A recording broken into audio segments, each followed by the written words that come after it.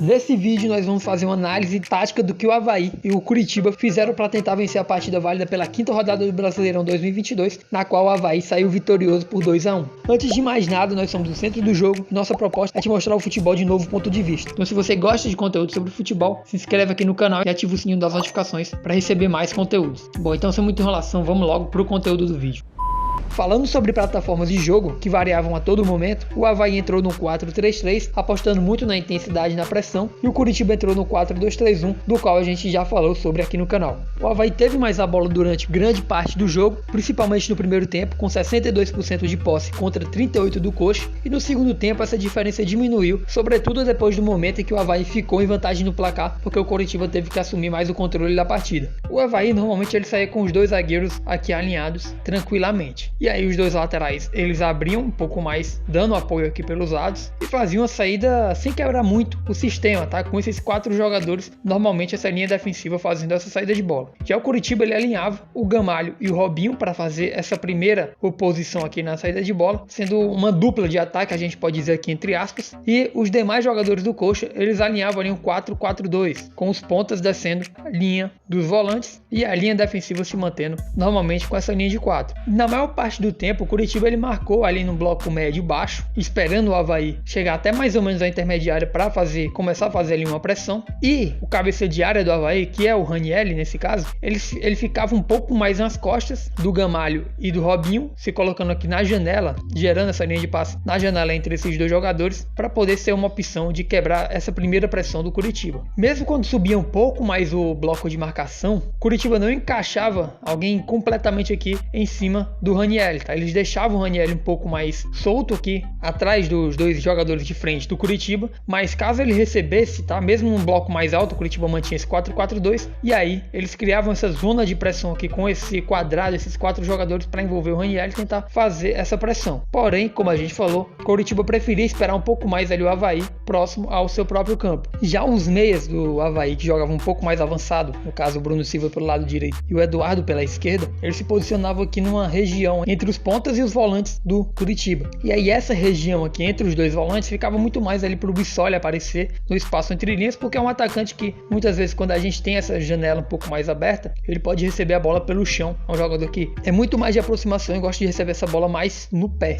Já os pontas do Avaí, eles tinham um comportamento um pouco diferente. Enquanto o Morato pelo lado direito, ele é um jogador mais de aproximação e para jogar um pouco mais aberto aqui na lateral, para receber essa bola já bem na lateral mesmo, o Muriqui era um jogador que entrava um pouco mais quando a bola ia, por exemplo, saindo pelo lado esquerdo. Então quando a bola chegava aqui com o Cortez, por exemplo, a gente tinha o Muriqui saindo da ponta e entrando no meio, mais ou menos ali, aproximando da entrada da área, ou ali na região do meio espaço, e a gente tinha o Eduardo ficando um pouco mais centralizado, abrindo o corredor para o Cortez subir um pouco mais, ou a gente tinha o próprio Eduardo entrando aqui nessa paralela para ser uma opção um pouco mais aberta, tá? Uma opção em amplitude. Enquanto aqui pelo lado direito a gente também tinha essa triangulação, só que o Morato, como a gente falou, era um jogador que aproximava um pouco mais, e como a gente falou lá naquele vídeo da análise do Curitiba, muitas vezes quando o ponto adversário ele vem caindo aqui um pouco mais rente à linha lateral, o lateral do Curitiba, no caso na partida era o Egídio, ele poderia vir aproximando e tentando fazer ali uma pressão em cima do ponto que viesse baixando. E aí nesse caso, em alguns momentos, o Bruno Silva ele mantinha esse posicionamento aqui um pouco mais centralizado, deixava para durante a combinação a gente ter, por exemplo, o avanço do Kelvin, né, atacando essa profundidade, mas muitas vezes com a bola ainda no pé do Kevin, já que era ele sempre a base do triângulo aqui pelo lado direito, a gente via o Bruno Silva com a bola entrando no Morato, ele já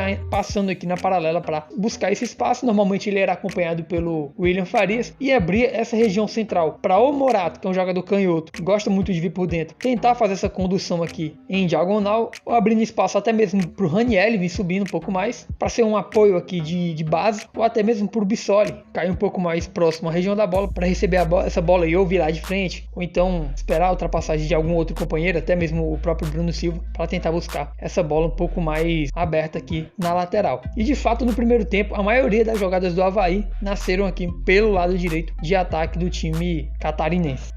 Já o Curitiba, quando ia fazer essa sua saída de bola, ele também saía normalmente com os 2 zagueiros. O Muralha podia até em alguns momentos participar um pouco mais dessa construção, mas normalmente era só com os 2 zagueiros mesmo, com o Henrique e com o Luciano Castan. E os laterais eles também forneciam apoio aqui para sair pelas laterais, tá? Então o Curitiba ele mantinha essa linha de 4 defensores para fazer essa saída de bola. Já o comportamento dos volantes, a gente tinha o William Farias centralizando um pouco mais à frente dos zagueiros, e geralmente isso poderia, muitas vezes o Curitiba sair com os 2, mas normalmente a maioria, o padrão é que o William Farias ele centraliza um pouco mais na frente dos 2 zagueiros e o Andrei ele suba para uma linha mais avançada, normalmente mantendo a posição dele aqui pelo lado direito. Só que o Avaí, principalmente no primeiro tempo, ele criou muitas dificuldades na saída de bola do Curitiba, porque ele mantinha ali, ele saía desse 4-3-3 ou 4-1-4-1, que é o padrão, sistema base, né, do time catarinense. A gente tinha, por exemplo, o Bissoli sendo um jogador aqui isolado no primeiro combate. A gente tinha os 2 pontas também subindo, Morato em tese fechando aqui, encaixando no Egídio, e o Muriqui encaixando no Matheus Alexandre, e o Bruno Silva, que era o meia pelo lado direito, ele centralizava para fazer uma marcação em cima do William Farias e inibir essa saída pelo meio do time do Coxa. E aí a gente poderia até em alguns momentos também ter esse encaixe aqui do Eduardo em cima do Andrei e do Raniel em cima do Robinho. O Robinho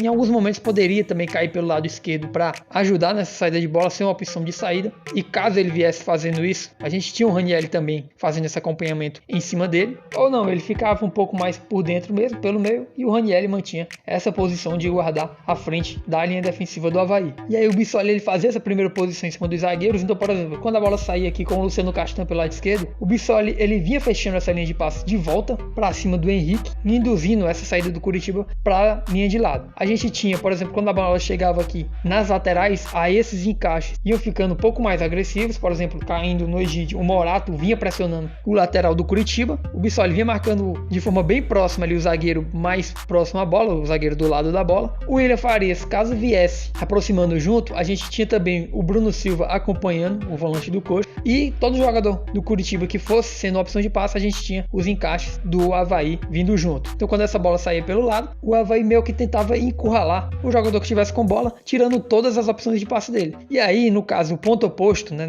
com a saída do Curitiba pelo lado esquerdo, né, o lado direito do Avaí subia pressionando, e aí o ponta do lado esquerdo, que é o Muriqui, ele ficava guardando aqui essa região mais central, para caso viesse essa bola virada pro lado direito, ele era um jogador que podia dar esse combate, tentar recuperar a bola. Tanto que teve um lance ainda no primeiro tempo, claro que não são exatamente esses encaixes, eu acho que quem estava encaixando no Egídio naquele momento era o Bruno Silva, numa situação bem parecida com todos os encaixes aqui nos jogadores próximos do Curitiba. O Egídio tentou fazer um passe diretamente pro Henrique e o Muriqui interceptou a bola no caminho e já chegou finalizando para uma defesa importante do Muralha por ali. Porém, uma outra forma de saída do Curitiba era a bola longa, buscando principalmente o Léo Gamalho. Só que mesmo essa tentativa de saída do Curitiba, ela não foi tão efetiva assim, porque os defensores do Avaí, que estavam mais ou menos nessa região, principalmente pelo lado direito de defesa, já que o Gamalho muitas vezes ele caía mais pro lado esquerdo para tentar brigar por essa primeira bola, essa bola um pouco mais longa. O Kevin, lateral direito, venceu todos os duelos por cima e por baixo, segundo o SofaScore,